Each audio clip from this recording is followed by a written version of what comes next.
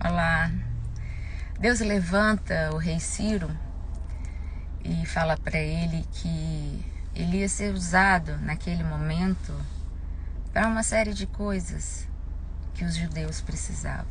E ele diz: olha, tu não é do meu povo, mas eu vou te mostrar, vou te conduzir por tesouros, na busca de tesouros profundos, de valores totalmente encobertos, coisas muito diferentes, e vou quebrar ferrolhos de ferro, portas de bronze, vou te fazer caminhar por lugares que você nunca caminhou, mostrando com isso, que o reino de Deus era um reino diferente, era um reino que não era com coisas visíveis, como o próprio Jesus depois vai falar, né, que o seu reino ele não se mostra com coisas visíveis, porque trabalha com outra dimensão de valores. E trazendo para o nosso tempo, para a nossa geração, seria o mesmo que Jesus nos dizer que a gente não precisa de bancadas evangélicas para construir o reino de Deus. Porque o reino de Deus ele se constrói em outra dimensão. Ninguém se converte por lei. Um país não se faz melhor apenas por leis. Sem dúvida que leis elas podem trazer um caráter de justiça sobre um povo, mas não é por meio delas que a gente se torna melhor. Porque o reino de Deus é um reino que se constrói na consciência. Ele se constrói na realidade, na perspectiva de formatação de cada coração. É aqui dentro que eu me torno uma pessoa melhor. E em sendo assim, aqueles que se dizem trabalhar para o reino, trabalhar para o evangelho, em nome do amor, nós deveríamos trabalhar com essas armas, com as armas da consciência.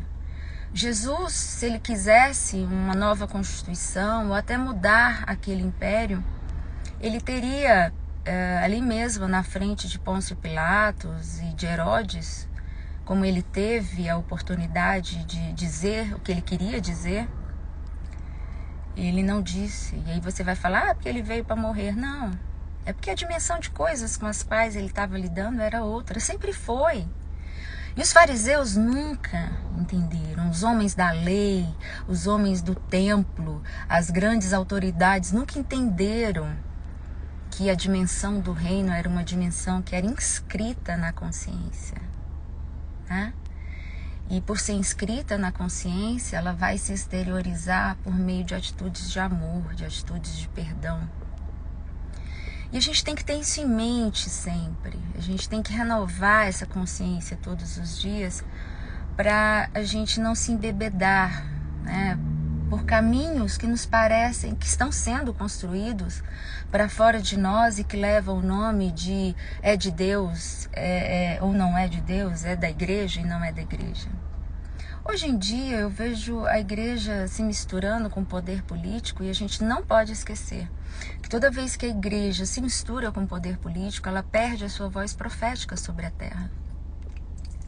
Voz essa ao qual nós somos chamados para falar, né? Falar contra o que é errado. Quando eu, não enquanto indivíduo, porque enquanto indivíduo a gente vive numa política e a gente pode se imiscuir, a gente pode apoiar ou não apoiar, enfim. Eu posso fazer isso enquanto cidadão, sem problema nenhum. Eu só não posso fazer isso enquanto igreja, em nome da voz de Deus. Eu estou aqui falando em nome de Deus. Não, fale em nome de você, fale em nome dos interesses que como cidadão você vê que são necessários. Mas não fale em nome da igreja. Porque quando você, enquanto igreja, se vincula a um poder político, a gente precisa entender que a gente passa a ser hipócrita, porque a gente vai fechar os olhos para aquilo que é errado, porque a gente quer poder, porque a gente quer outras coisas. E nunca é porque a gente quer o reino, porque as coisas do reino, como eu falei aqui, são coisas de uma outra dimensão e que são construídas na consciência, em um lugar invisível, com valores invisíveis, com desejos de uma outra dimensão mesmo, né? Essa é a palavra melhor. E é isso que tem que nortear a nossa consciência, a consciência daqueles que buscam um mundo melhor. Eu falo isso com muito temor e tremor diante de Deus, sem medo de julgamentos de nenhuma natureza, mas com a consciência muito clara de quem está vendo que a igreja está se perdendo nesse processo, né? Tanto é que é difícil hoje você entrar numa igreja e não haver numa direção política, né? Muitos pastores, muitos padres utilizando dos seus templos para falar em nome de A e de B. Não, minha gente, não faça isso. Reúna o seu povo, reúna até mesmo dentro de um templo, mas não fale isso em nome de Deus. Deus não tem nada a ver com isso. A gente está lidando com humanidades falhas, humanidades que erram o tempo todo, né? Política se faz em nome de homens, de interesses humanos, né? Porque para você conseguir algo politicamente, você precisa fazer trocas. E isso se faz no reino das nossas humanidades. No reino de Deus, não. No reino de Deus, tudo é absoluto. Tudo é absoluto, né? No reino de Deus, a gente inclui os marginalizados, a gente inclui os pobres. No reino de Deus, a gente inclui os que estão doentes, os que precisam de auxílio. No reino de Deus, a gente vai buscar a ovelha perdida, aquela ovelha fedorenta, mal cheirosa, pecadora, né, que às vezes nem entra num grande templo porque não tem espaço para ela. Porque no grande templo todos estão bem vestidos, bem alimentados. A hipocrisia de muitos, né, é maior do que a sinceridade de muitos poucos. Então, em nome de Deus, a gente faz esse trabalho, né? É diferente da política. Na política, a gente já notou que lá nem sempre é lugar dos marginalizados. Então, pense nisso, né? A gente vai caminhar aí para grandes escolhas. Já fizemos boa parte delas e vamos continuar fazendo no nosso país, mas a maior das escolhas é essa que a gente faz todo dia para aquilo que está dentro do nosso coração. Essa é a grande escolha. Hoje é o dia da gente mudar a nossa consciência. Hoje é o dia que eu posso me tornar, né, mais humana, mais carinhosa, mais incluidora nas minhas palavras, menos agressiva.